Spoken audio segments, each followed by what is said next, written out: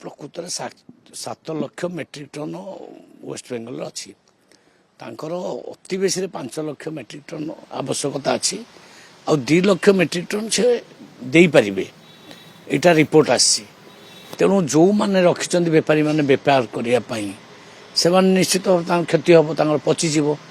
तेणु से निश्चित भाव आंदोलन को ओह्लैबे भाबार ना तो काली 300 ट्रक उत्तर प्रदेश आसी जाऊँ अलरेडी लोड हो सारी